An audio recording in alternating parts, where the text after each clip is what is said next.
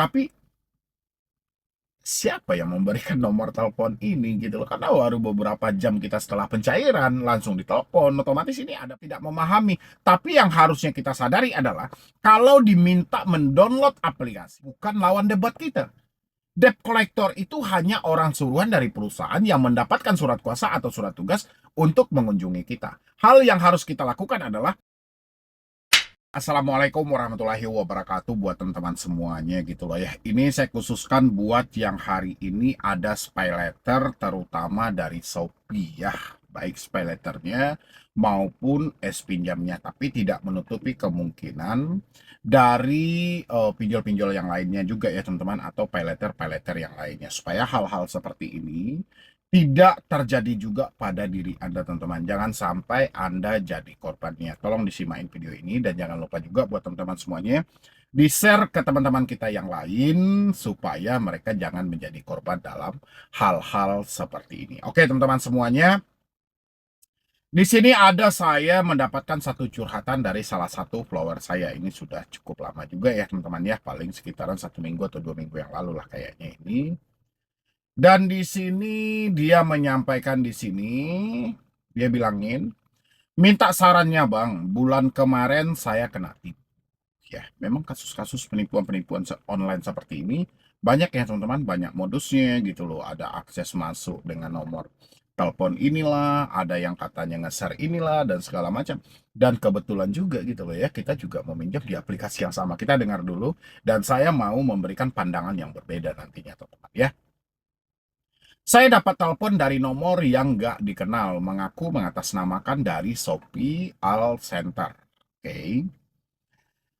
Terus bilang katanya saya telah melakukan pelanggaran mengunggah ulasan berupa video dan katanya nomor dan alamatnya terlihat di video pelanggarannya itu, Bang. Oke, memang banyak alasan mereka ya. Terus saya diminta bertanggung jawab. Pertanggungjawaban katanya suruh melunasi pay letter. Kebetulan saya punya tagihan pay letter katanya mau buat perbaiki akun. Nah, sampai di sini dulu teman-teman. Jadi dari dulu kasus-kasus seperti ini yang kita herankan itu si penipu ini selalu tahu persis ya, tahu persis bahwa yang mereka telepon ini atau si korbannya ini itu memang meminjam di aplikasi itu. Kalau hanya sebatas kebetulan, nggak mungkin kan? Masa dia serba tahu semuanya orang ini ada di Shopee, ada di ini. Dia tahu loh teman-teman gitu loh. Kalau misalnya pengaruh karena hebatnya mereka mengatakan hipnotis dari jarak jauh dengan telepon dan segala macam. Ya nggak semuanya juga benar. Ya, cuman yang saya agak curiga itu teman-teman. Dia tahu bahwa yang bersangkutan ini meminjam memang benar meminjam di Shopee.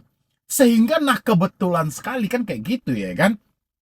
Sehingga orang lebih meyakinkan gitu loh. Atau memang karena permainan kata-kata dan segala macam atau seperti apa. Tapi dia bisa tahu persis. Ya, ini hampir sama dengan kasus double penagihan dan double pengiriman. Ya, setelah kita meminjam nggak beberapa lama habis itu ada yang menelpon yang menyampaikan terjadinya double pengiriman. Terjadinya nanti double penagihan kalau dananya tidak dibalikan. Dananya dibalikan dulu, nanti baru dibalikan lagi. Yang jadi pertanyaan kita bukan penipunya, tapi siapa yang memberikan nomor telepon ini gitu loh. Karena baru beberapa jam kita setelah pencairan langsung ditelepon. Otomatis ini ada permainan oknum dari dalam kan. Ini masalah seperti ini yang tidak terpecahkan dari dulu ya. Habis itu di sini dan saya jawab, saya belum bisa melunasi pay letter untuk waktu dekat. Nah, terus si penipu bilang katanya saya suruh ngikutin saran dan arahan dari penipu. Tersebut saya disuruh download APK Kredivo sama S-Pinjam. Waduh, ini selalu modusnya ya.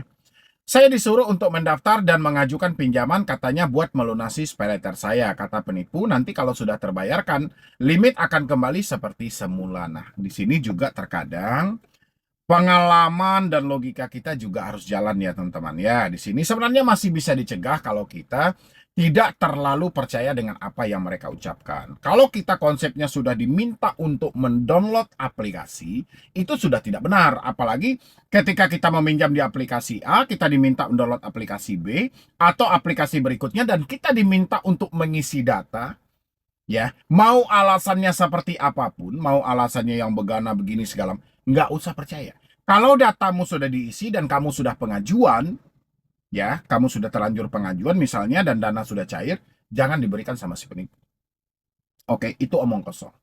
Ya, yang paling terpenting adalah kalau ada yang telepon-telepon seperti itu, misalnya kamu sadarnya agak telat, tapi kalau konsepnya sudah mengisi-ngisi data, itu sudah penipuan. Ya, mengisi data, segala macam, suruh ngajuin, habis itu suruh kirim ke nomor rekening mereka, dan segala macam. Itu real penipuan, ya. Jangan teman-teman percaya-percaya lagi, oke? Terus saya kayak langsung nggak sadar langsung mau ngikutin arahan penipu, mendaftar dan mengajukan pinjaman. Iya, karena mereka hebat dalam segi komunikasi. Jadi mereka sudah hafal banget. Jadi karakter-karakter Anda itu sudah mereka baca sejak di awal berkomunikasi. Sehingga Anda dikelabui dengan bahasa-bahasa yang cukup canggih.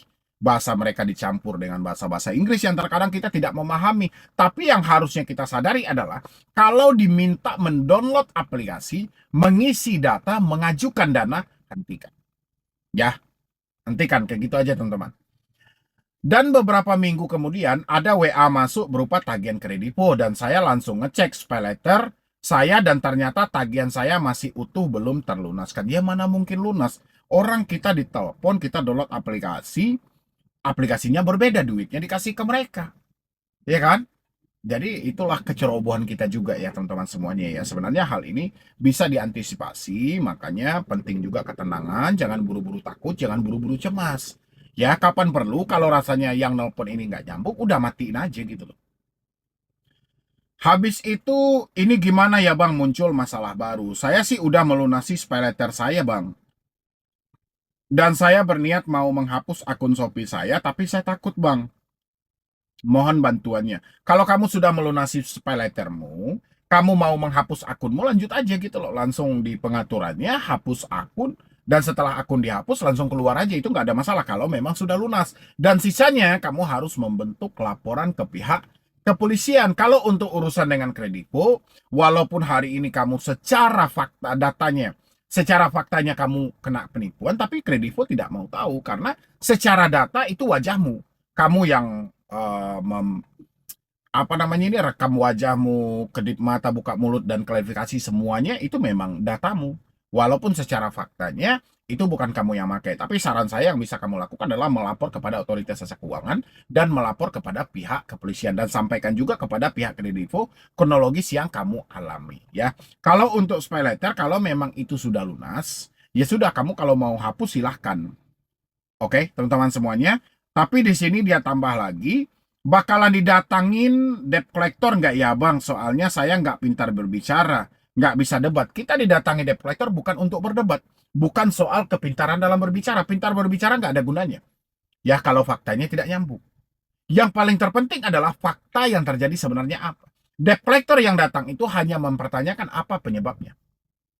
Oke, jadi kita bukan untuk adu argumen dan berdebat karena debt collector itu bukan lawan debat kita. Debt collector itu hanya orang suruhan dari perusahaan yang mendapatkan surat kuasa atau surat tugas untuk mengunjungi kita. Hal yang harus kita lakukan adalah kita menyampaikan fakta yang sebenarnya. Apa faktanya? Oke, soal mereka mengerti atau tidak mengerti itu nggak urusan kita lagi. Yang penting kita sudah mengungkap ini fakta yang terjadi. Ini kronologis yang sebenarnya. Ini yang terjadi pada diri saya.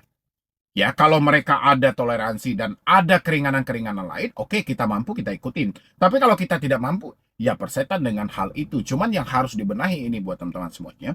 Kasus-kasus dari Shopee ini bukan kali ini aja. Sudah banyak teman-teman semuanya. Dan saya juga sudah berharap banget ini sudah diintervensi lebih dalam lagi oleh OJK. Karena penipuan atas nama Shopee ini sangat banyak. Yang saya herankan adalah penipu bisa mendapatkan data dengan valid. Data dengan jelas, ya, di mana Shopee ini menyimpan data, gitu loh. Kenapa dia bisa tahu korban itu memang benar ada pinjaman di Shopee? Ya, tolong teman-teman di-up lagi